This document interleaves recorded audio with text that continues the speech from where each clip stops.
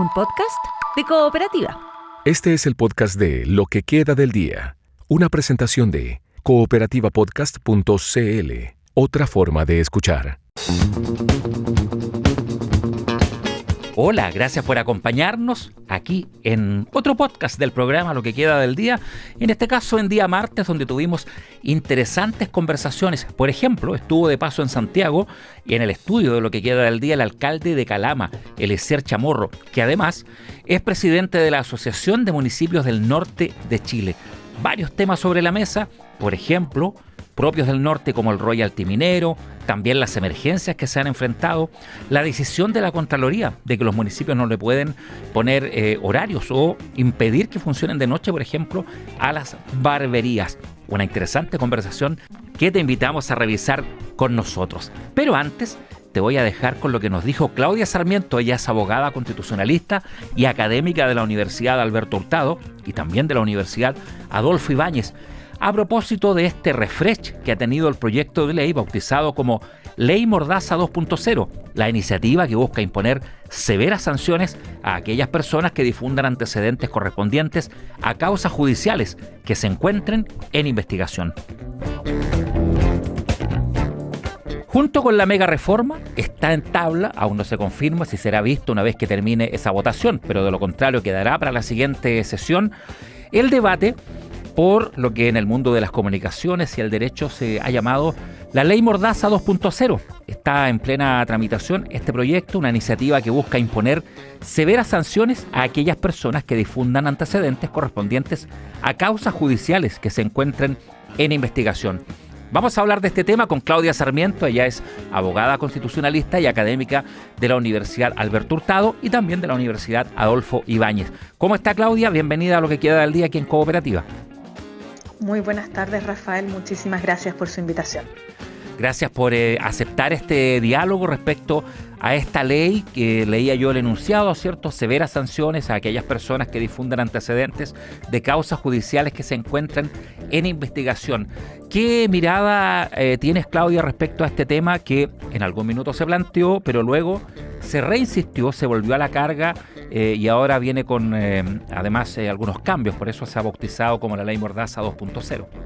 Yo creo que el proyecto de ley responde a un objetivo que uno puede compartir o puede entenderlo legítimo, ¿no? Existe una preocupación en el sistema procesal penal que llega al Congreso en relación a las filtraciones en procesos, filtraciones que pueden afectar la intimidad de las personas en ese proceso, que pueden incluso afectar la presunción de inocencia o la posibilidad del sistema de llegar a algún tipo de resultado, de alcanzar condenas, ¿no? Especialmente si pensamos que hay cierto tipo de filtración que puede no ser desinteresada o que puede tener efectos súper perniciosos. La pregunta que nosotros debemos hacernos, pensando que la intimidad de las personas, el principio de inocencia y la integridad del propio sistema es legítimo, es si el medio que se escoge es el más pertinente para alcanzar ese fin y si existen, por el contrario, efectos colaterales perniciosos que pueden ser derechamente inconstitucionales o tal vez inconvenientes también. Y allí, al ir despejando eso, más allá de la idea, del objetivo o de alguna aspiración legítima, ¿cuáles son los problemas que se pueden dar en la práctica con la manera en que está diseñado? La forma en la que está diseñado destaca la existencia de un deber de reserva para quienes intervienen en el proceso penal. Ese deber de reserva tiene asociadas algunas sanciones para quienes no cumplen con aquello, ¿no?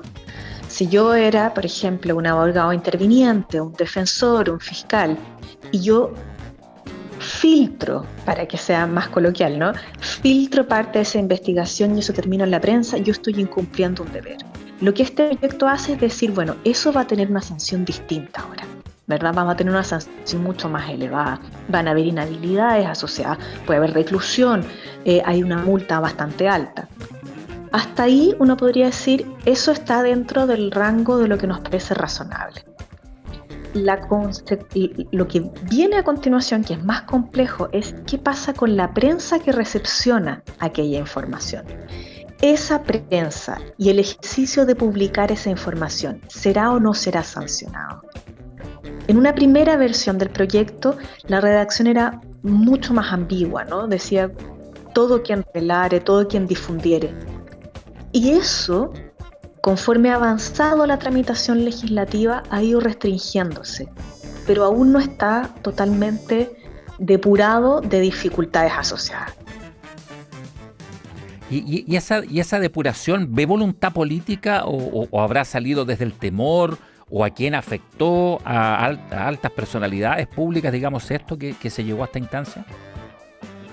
Yo creo que a juzgar por la discusión que ha tenido el proyecto de ley en la comisión, los parlamentarios distinguen que este es un problema.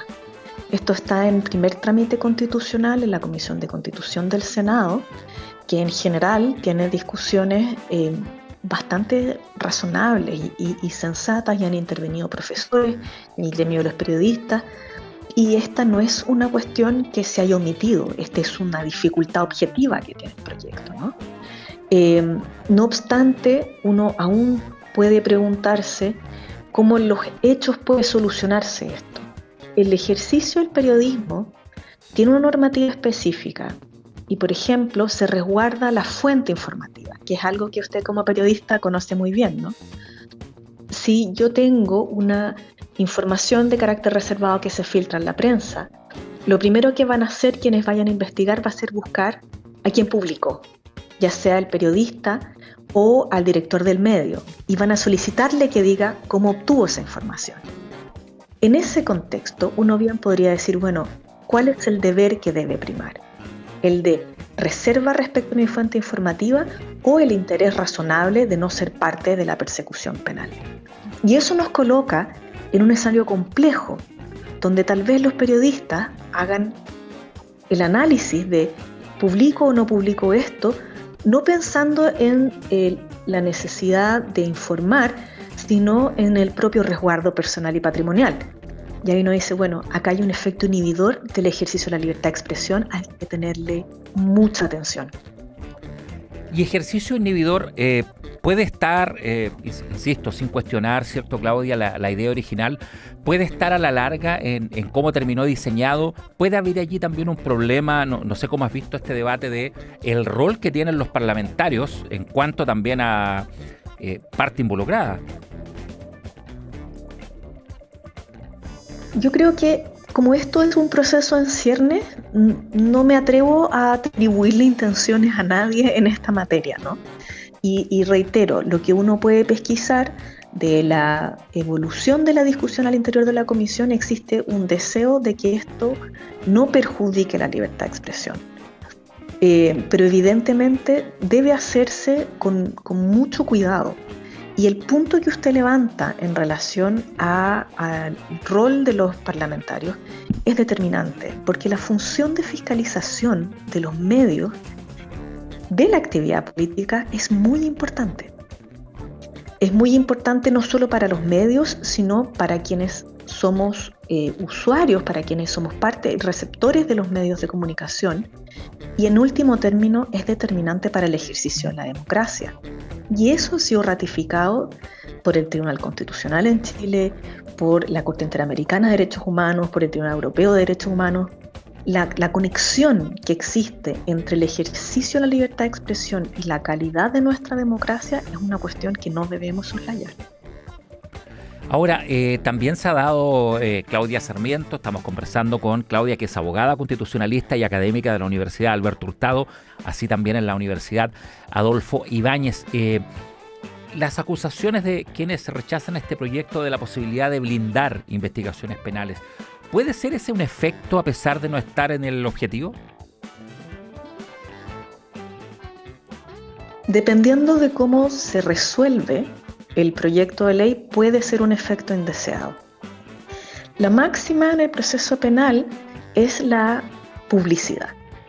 Luego, la excepción debiera ser la reserva. Por tanto, ¿qué medios probatorios, en qué instancias, qué tipo de control judicial va a tener para que esto sea efectivo?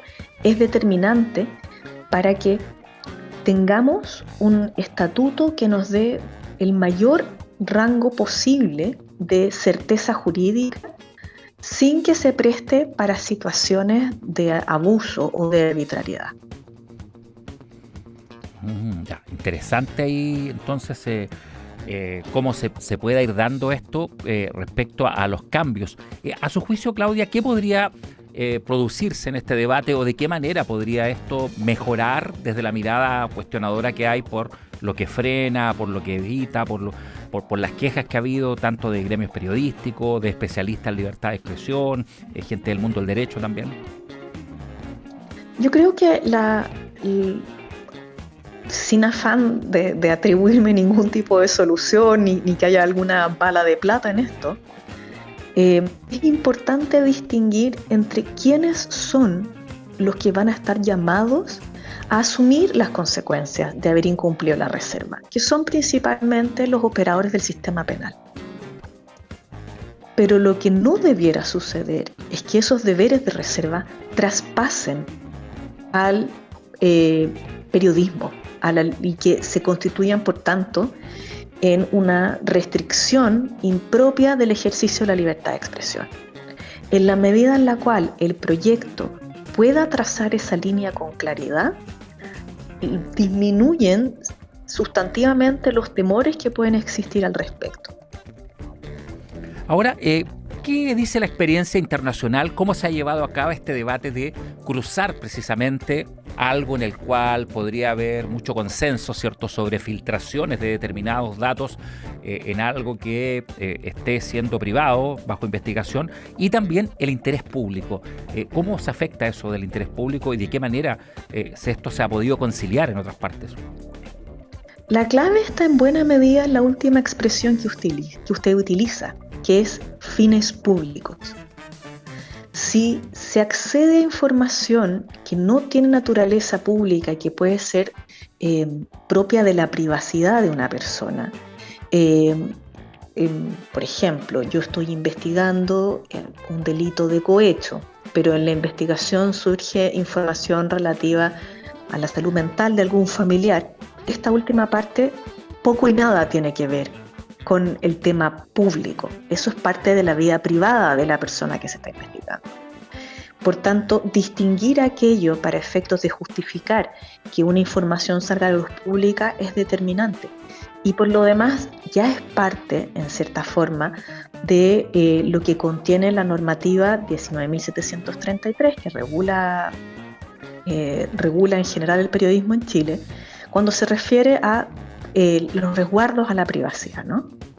Y en ese sentido, creo que poder ir haciendo estas definiciones que se han hecho también en otras latitudes nos permite ir diciendo, ok, ¿cómo voy generando criterios que me permitan distinguir aquello que tiene una razonable expectativa de ser público de aquello que debe mantenerse en la privacidad de una persona? Lo determinante nuevamente va a estar en que los mecanismos a través de los cuales esto se genere no produzcan un efecto inhibitorio que tenga una cuantía asimilable, por ejemplo, a la censura previa. Ahí tenemos que ir marcando ciertas líneas rojas. Le agradecemos por esta conversación aquí en Lo que queda del día a Claudia Sarmiento, abogada constitucionalista y académica de la Universidad de Alberto Hurtado, y Adolfo Ibáñez. Muchas gracias, Claudia, por este diálogo frente a una ley, cierto, que está retomando el debate y que, por supuesto, la vamos a seguir analizando conforme tenga sus cambios, sus momentos de votaciones también. Que estés muy bien y que tengas una buena semana. Muchas gracias. Hasta luego. Gracias. Estás escuchando el podcast de Lo que queda del día, una presentación de cooperativapodcast.cl. Continuamos en Lo que queda del día en Cooperativa, acompañándote como en cada tarde. Ahora lo habíamos anticipado con un invitado acá en el estudio. Es el alcalde de Calama, Eliezer Chamorro Vargas, que se encuentra de paso por la capital. ¿Cómo está, alcalde? Bienvenido. Hola, Rafael, gusto saludarte a ti y a tu equipo de la Radio Cooperativa. Muchas gracias por esta coordinación. Y bueno, sí, efectivamente, estamos acá en reuniones con los equipos ministeriales. Hace falta, pese a que cambia el mundo, tiene un tono distinto la presencialidad para alguien desde una región. Es importante venir al centro cívico, reunirse con ministros, estar encima de cosas. Oye, tiene una singularidad.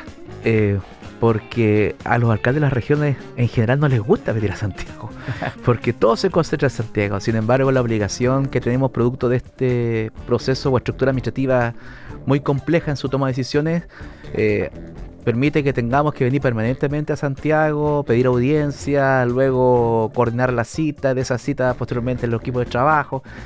Por eso que los alcaldes de la región agradecemos bastante que los ministerios estén más en las regiones que en Santiago, porque estando en terreno, en las regiones permite avanzar en toma de decisiones que son bien relevantes desde el punto de vista presencial, constatando el hecho. Frente a la urgencia de Santiago, que también es muy relevante, a los alcaldes que están en Santiago a veces tienen la ventaja de golpear la moneda o golpear algunas puertas ministeriales e ingresan de forma inmediata. Entonces, en el caso de la región es imposible. Ha habido harta preocupación por temas como, por ejemplo, seguridad pública. Entiendo que es una de las visitas que tuvo acá. ¿Cómo anduvo eso y qué está preocupando hoy en el norte? Hubo una ley que se dictó, se promulgó el año pasado, se aprobó la ley 21.802, la ley de seguridad pública. Posteriormente se definió que el plazo perentorio de la publicación es el 12 de agosto de este año, que es el reglamento. Y con el equipo del ministro de Seguridad, que acordamos juntarnos el 19 de agosto también nuevamente, efectivamente tenemos que hacer una indicación legislativa, porque hay un dictamen de la Contraloría que señala de que todas las contrataciones de los inspectores de seguridad de todos los municipios de Chile no se pueden cargar o no se pueden estar dentro de la cobertura un 40%. Es un tema técnico, vecinos, los que escuchan la radio, a veces esto es real. En términos prácticos, el dictamen de la Contraloría señala hace 2 semanas atrás a todos los municipios de Chile de que no podemos contratar inspectores de seguridad, y todos los porcentajes de contratación que tienen los municipios de Chile, prácticamente de las más de 300 comunas, de las 345 activas, pero más de 300 comunas a lo menos, todos en un 90% tienen ese ítem prácticamente copado en términos de planta. En otras palabras, habría que echar gente para contratar inspectores, lo cual es irrisorio. Va a aumentar no el desempleo, sino la cesantía. Entonces, acogió el ministro las recomendaciones, más la asesora del ministro me señaló de que justamente hoy día el secretario también se encuentra o se dirige al Congreso para intervenir en lo que es una ley corta. Y en segundo lugar, le solicitamos al equipo ministerial que tuviera coordinaciones más con la Contraloría, porque obviamente la Contraloría, que hace bien las fiscalizaciones, al generar este tipo de dictamen nos pone una pared. Es decir, al final la ley no serviría para nada para los municipios para contratar más gente.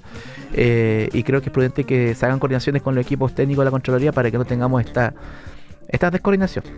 Y eso, claro, afecta, digamos, un proceso que se puede frenar, en fin, se puede estar previsto antes, digamos. Así ¿Qué va a es. pasar?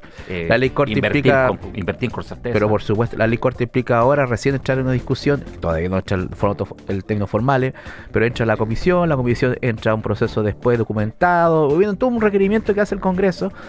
Si la ley corta, en el mejor de los escenarios, se estaría implementando el primer trimestre del próximo año. Pero ¿qué hacemos de aquí a fin de año? Si la ley de seguridad pública señala claramente que a partir de septiembre, una vez que se promulga el reglamento en agosto, pero a partir de septiembre no se pueden tener servicios de seguridad externos. Complejo. Y allí está superada así la diferencia o establecido ya el criterio, alcalde, respecto a hasta dónde llega, ¿cierto?, el guardia municipal, la coordinación con carabineros. Esa parte ya está afinada para cuando tenemos esté operando. Tenemos un acuerdo con el secretario del Interior, el ex secretario del Interior, ahora parte de su equipo que se mantuvo, sobre todo de la reunión que tuvimos con los alcaldes a nivel nacional, en este caso como representante y presidente de los alcaldes del norte de Chile, la Asociación Chilena del Norte de Chile, de municipio me refiero. Gran parte de esos elementos se acogieron, pero hay unas temáticas técnicas, por ejemplo, la clase o licencia F de los conductores, etcétera, que la certificación de salud de los que van a manejar los vehículos no lo puede acreditar el hospital, lo tiene que acreditar los CEFAM. Mira, increíble. Entonces eso no estaba considerado en la ley, por eso es importante también generar, y yo acojo y creo que estoy muy de acuerdo con esta propuesta de la ley corta, esta recomendación que va a permitir que tengamos agilidad administrativa. Es la conversación aquí en el estudio de Lo que queda del día con el alcalde de Calama, Eliezer Chamorro Vargas, que además es presidente de la AMUNOCHI, es la Asociación de Municipalidades del Norte del país. A propósito del norte, temas en común que hay por ahí, está el tema, ¿cierto?, de el royalty minero. ¿Cómo ha ido eso avanzando también? ¿En qué pie se encuentra esa relación de los municipios del norte con el esquema del royalty minero? A ver, el esquema del royalty, yo voy a ser bien franco, yo estoy de acuerdo con los principios de solidaridad que se establece a nivel de Estado, sobre todo con ciertas partidas presupuestarias del Fondo Municipal, etcétera. Pero hay cosas que de alguna manera son cuestionables. El royalty al final beneficia a muchas comunas, a todo Chile en realidad, pero hay comunas que reciben más recursos que aquellas comunas que son mineras, voy a ser muy franco, y hay comunas de Santiago. No voy a entrar a polemizar, porque cuando planteé esto en La Moneda me llevé varias pifias, pero la realidad señala que la partida del royalty llega a las comunas del norte, pero no llega en la cuantía que nosotros esperamos. Por ejemplo, el caso de X comuna de X provincia, sobre todo la segunda región, fluctúa entre 2,5 hasta 4,5 millones de pesos, estoy hablando, 3-4 millones de dólares para un poco cerrar. Pero fíjate, para poder construir 8 cuadras en un pavimento se te acaba la plata. Y hablamos de una cuadra no de las características de Santiago, sino que hablamos de una cuadra de 100 metros, 400 metros, en otras palabras, 3-4 cuadras de 100 metros, de un ancho de 7. Yo soy ingeniero de profesión, ingeniero en proyecto, entonces se te va toda la plata del royalty. Entonces allí ese recurso en cuanto a esquema, si tú me preguntas cuánto esquema de distribución, es poco. Ahora, como proyecto distinto, proyecto territorial, minero, etcétera, me parece fantástico.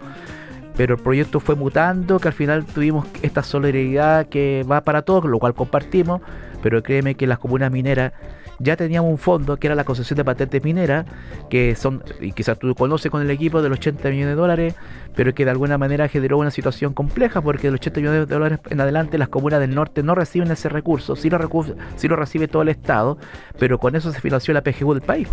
O sea, la lógica, digamos, que hacían ver ustedes históricamente de el aporte al PIB versus el retorno, el reingreso a comunas mineras, sigue siendo un detalle. Pero, detalle más que importante y un problema, pero que el Estado no ha logrado equilibrar. Yo doy un ejemplo.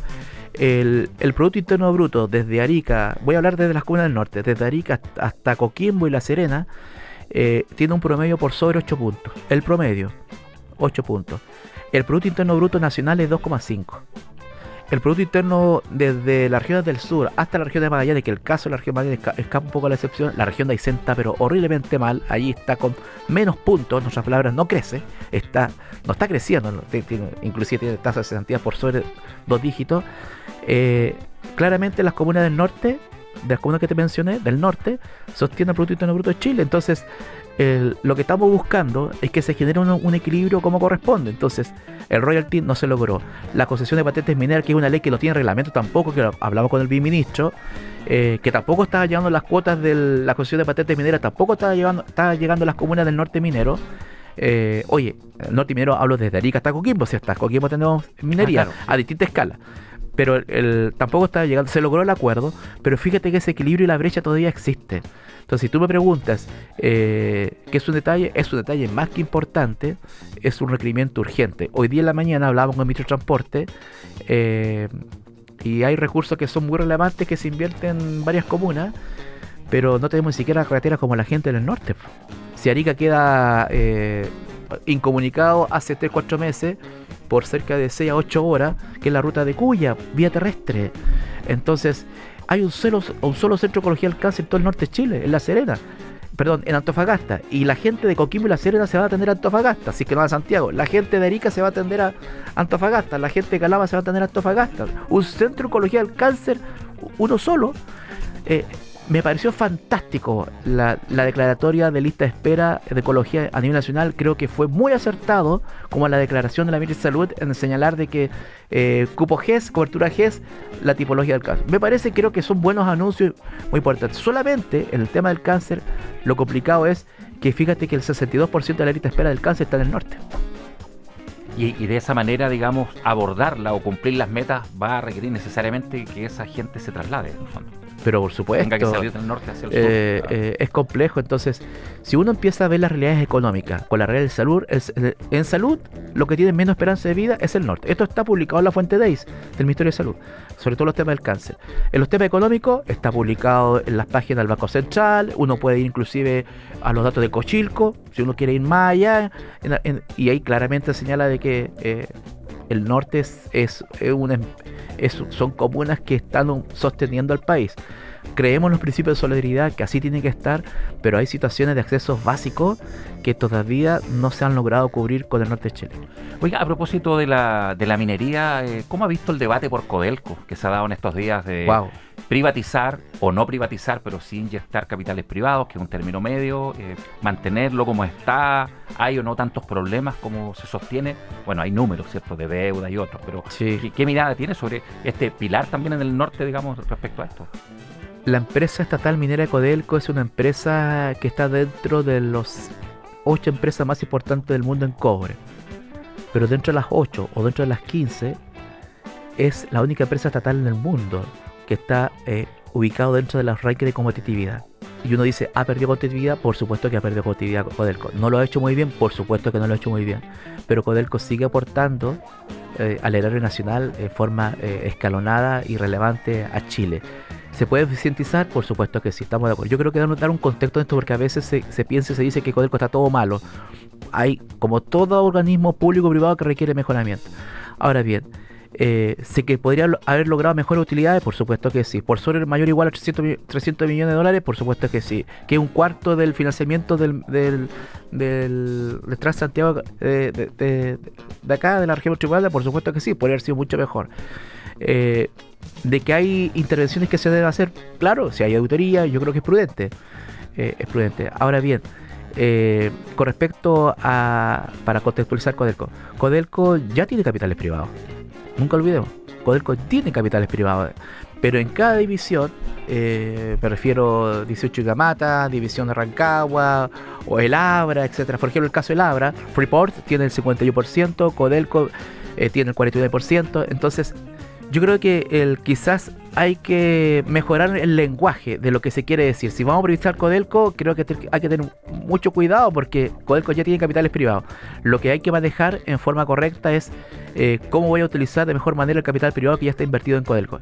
Ahora, en lo personal, incrementar más capital privado, creo yo que no es del contexto, no es el momento como país, porque lo que más necesitamos en este momento es que se mantenga el capital fiscal de todos los chilenos y chilenas, para que se pueda enterar lo más rápido del presupuesto del anuncio. Si tú aumentas la cobertura de capital privado, lo que tú vas a hacer después, colocar otra regulación más, si ese capital privado que se invierte con mejores recursos, se puede inyectar también al Estado. Y ese es complejo. Te voy a dar un dato.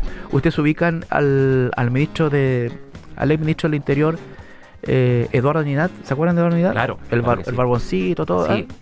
Que estuvo a cargo también de compañero de economía y finanzas, y de un profesor de posgrado que yo tuve en la Católica acá, del señor Fontaine. Y él cuando vino Bill Clinton, todos se acuerdan del expresidente Bill Clinton, y echó a la chovería aquí en Santiago, todo. Entonces, el Eduardo Ninat recibió la felicitación en Nueva York, justamente, y eso lo heredó después Nicolás Aguirre, porque Chile fue reconocido como una de las empresas estatales, y el gobierno de Chile en su momento, porque logró invertir en la bolsa de Nueva York y le puso un concepto que se llamaba bono soberano.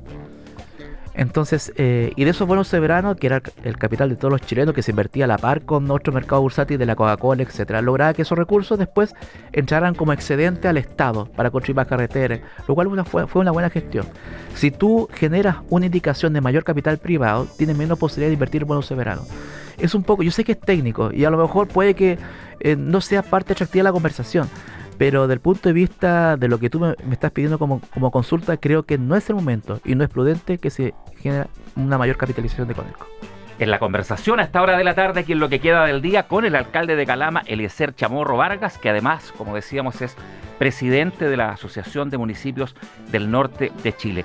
Hemos hablado de desafíos locales, también de temas propios del norte, alcalde. Finalmente, agenda nacional. Dos cosas le quería preguntar. Una de ellas, ¿cómo tomaron que la Contraloría dictaminara lo de las barberías? Que le habían puesto el foco en su comuna y en varias más. No pueden regular el horario, entiendo que les dijo.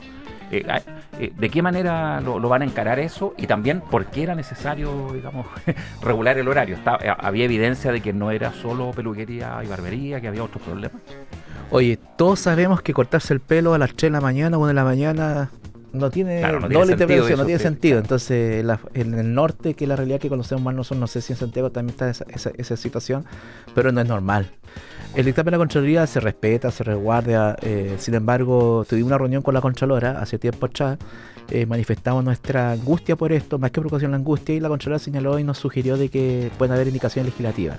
Este mismo tema se planteó hoy en la mañana, que coincidió con el equipo del ministro de Seguridad también, lo cual lo están acogiendo. El secretario, inclusive de presión de delito, iba al Congreso ahora y lo tomó nota de la asesora para justamente incluirlo dentro de la posible ley corta.